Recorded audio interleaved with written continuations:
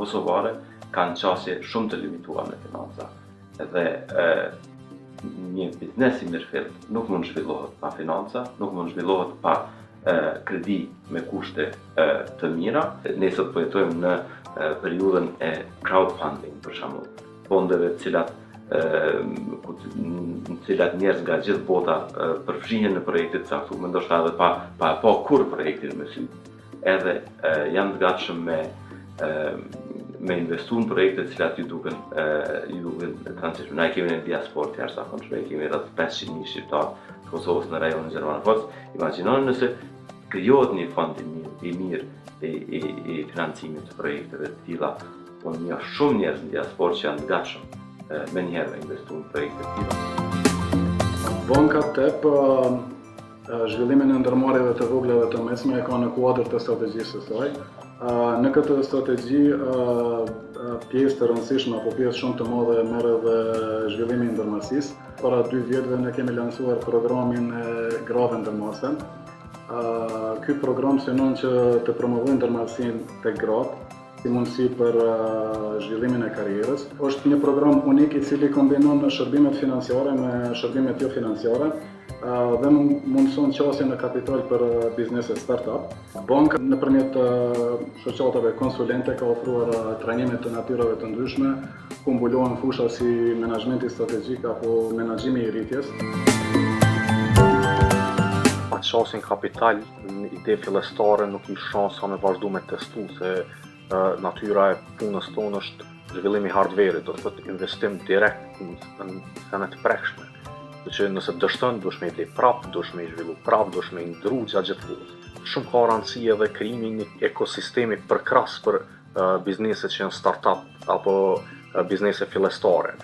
Ne kemi përfitu shumë prej këtij ekosistemi që është në Foshnjëri në Kosovë, po pjesë të cilës janë shumë institucione, organizata të cilat na kanë dhënë qasje në fondeve, na kanë përkrah për shumë pjesë të bizneset të cilat nuk kemi mujt me i përballu. Ne duhet t'i kuptojmë shumë mirë rrethanat në cilat zhvillohen ndërmarrjet tek ne dhe rrethanat në cilat do të mund të zhvillojë një shpirt i tillë ndërmarrës.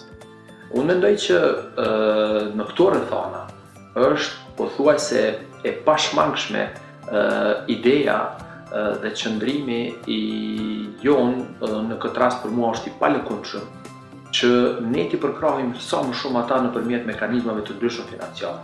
Të ketë injekcione financiare, jo të pakontrolluara, të kontrolluara, të vendosën indikatorë të performancës, të ketë një sistem të monitorimit, një sistem të kontrollit, i bazuar në outputet që ato do t'i japin, nga projektet të cilat ato i prezantojnë. Dhe në këtë drejtim unë mendoj që kombinimi i mekanizmave të ndryshëm financiare, qoftë fonde garantuese, qoftë fonde inovative, qoftë skema të ndryshme kreditore me norma të interesit më të goletshme.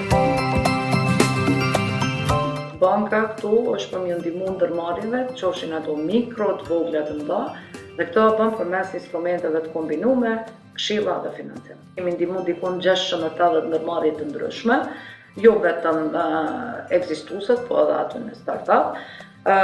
Dhe këshillat tona janë, ne subvencionojmë një pjesë të projektit, duke angazhu një konsulent ose një ekspert ndërkombëtar ose konsulent lokal, i ndihmojmë ndërmarrjes për mi të i kalu barrierën ose mi të i kalu problemin të cilin e ka.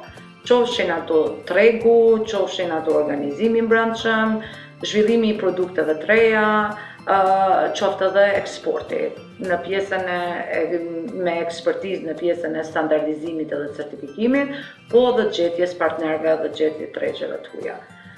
Në aspektin e startupeve, ne, sidomos me programin që e kemi aktualisht, është në veprim e sipër, e kemi programin në dedikum growth and business, ku kemi edhe shumë startupe që i kemi ndihmu.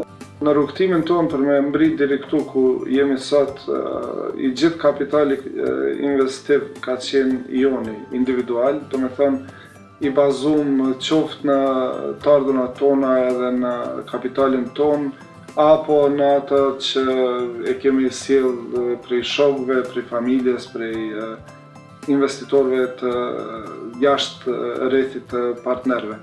Qeveria, e thash edhe ma herët, nuk ka pas as mundësi, as ndoshta fokus në këtë fushë, kështu që nga qeveria nuk kemi pasur mbështetje në qasjen e kapital. Në organizatat e huaja kryesisht kanë ndihmuar në pjesën e edukimit, eventualisht në pjesën e rritjes kapacitetit human.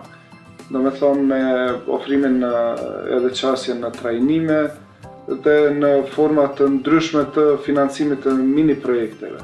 Mirë po një qasje institucionale ka mungu, ka veprime të shkojnë në drejtim, po ende nuk ka një qasje të formalizume dhe të ka quaj ashtu të përmbledhur të gjithë akterëve ose palëve të interes.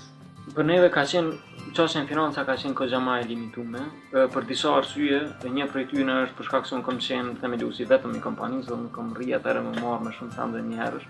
Edhe ndjekja e financave, granteve ka qenë më e vështirë për mua, qas më tepër që ka qenë shumë jashtë ekspertizës tam.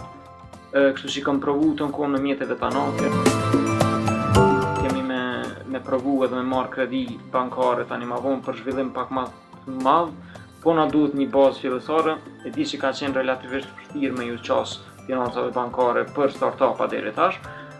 Po besoj që ka me ndruar e qasja, ves na janë ofruar do mundësi përmes bankës TEP më herët, sepse kemi bërë një pitching session pikërisht në mesin e startupave, kështu që mundësitë janë të u hap deri tash kanë qenë pak më të limituara.